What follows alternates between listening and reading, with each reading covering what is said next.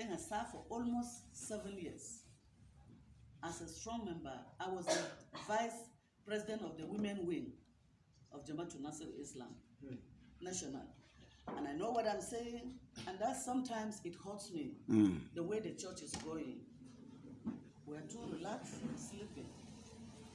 I remember there was a time I said, we are too relaxed in the church. If we are not careful, one day they will come and wrap us with the blankets we sleep. And it's gradually coming to pass. Amen. Amen. There are a lot of plans that honestly, I pray that God will open our eyes to know what these people are planning. They are illiterate. Yes, we call them illiterates, but they are smarter than all of us here. Yes. They plan ahead. What are you planning for the house of God? You only plan for your stomach, plan for your family. Have you ever sat down and said, what will the church of God benefit in the next 100 years? What is the next generation in the church will benefit in the next 100 years? What are our thoughts in the church concerning the situation that is happening now? Some of us are not yet believing that something will happen in Nigeria. Or something is happening in Nigeria. The only thing they know, we are hungry.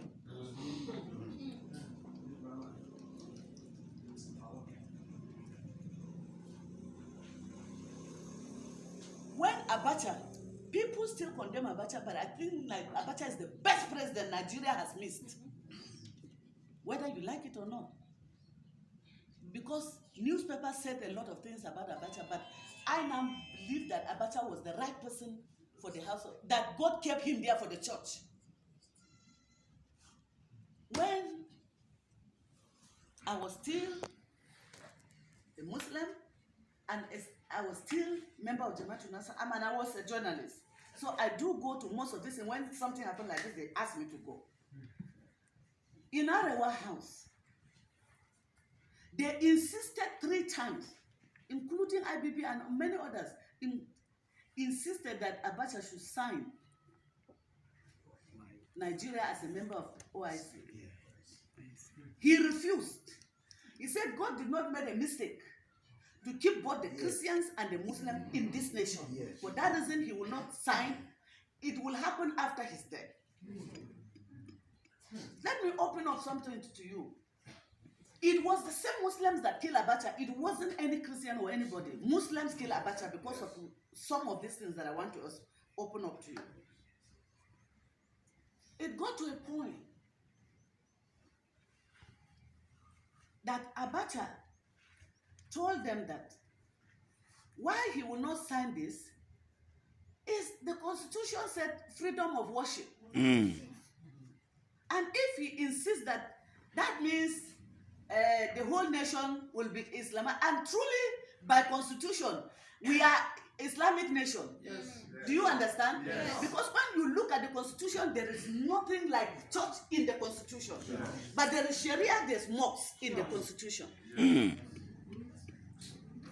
I remember one day I called the Khan president, and I said, he said who was talking, I introduced myself to him.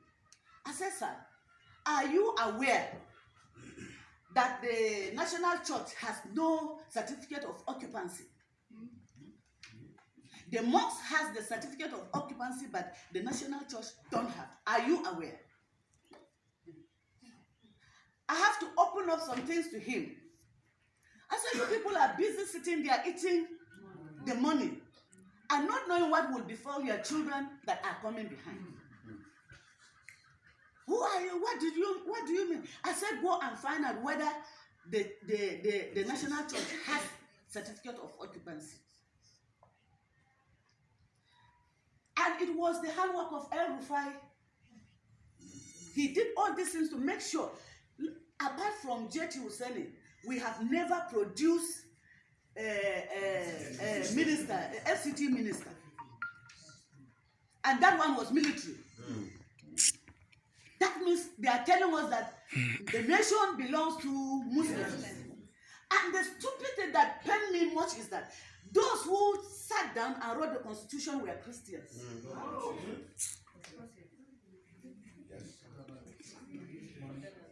They got money, they got what they want and wrote rubbish and kept for us to suffer it. But as the God of heaven liveth, the clock is about to turn. Amen.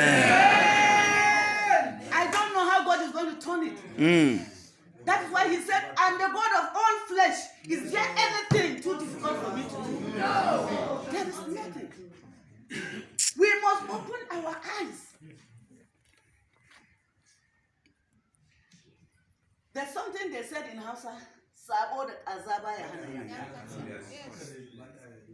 No matter how close you are with them, that will not stop them from destroying you when the time comes. Yes.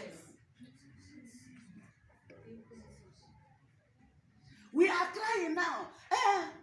They are going to retire. Yes, because they have planned this for long.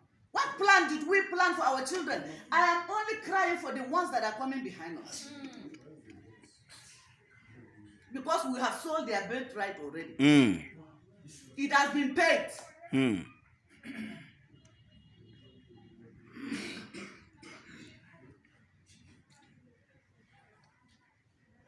When you talk to some of our Christians, fear. Okay, continue in fear. If you don't die today, tomorrow you must die. How can I? And that's why I always say, I prefer to die a hero than to die a coward. We don't have a voice in the Christendom.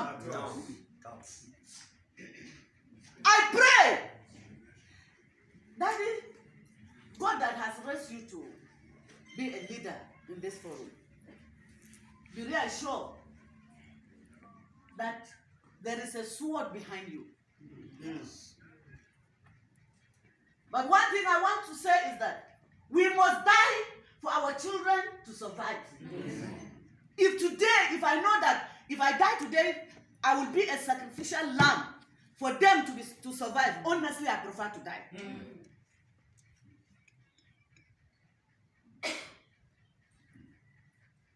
What are we doing in the house of God? If you talk about churches, nobody will even listen. I think this forum is the best place that will speak out. Yes, ma'am. And say it the way it is, because it's not about church. I pray that God will give some of us the boldness.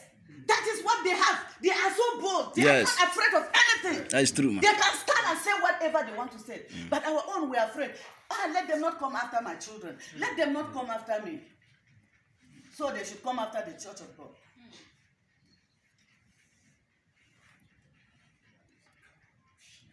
There's a very big plan ongoing now.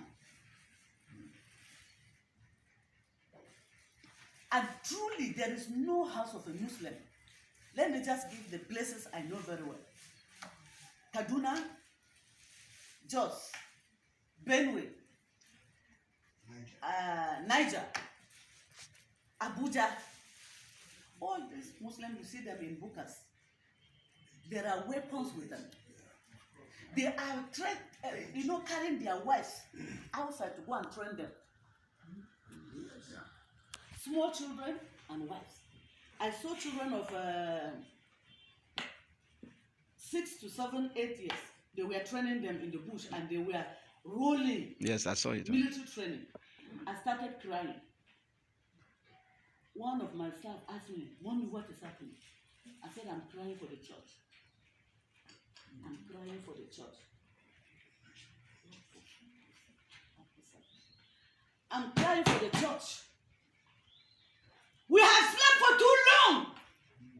This is the time we should wake up from our slumber." The Bible said, if you save your life, you will lose it. Yes. And when you lose it, you will find it. Yes. This is the time to prove that if I perish, I perish. Esther said that did she perish? She didn't perish. She didn't. Because there's a God in Israel. Yes.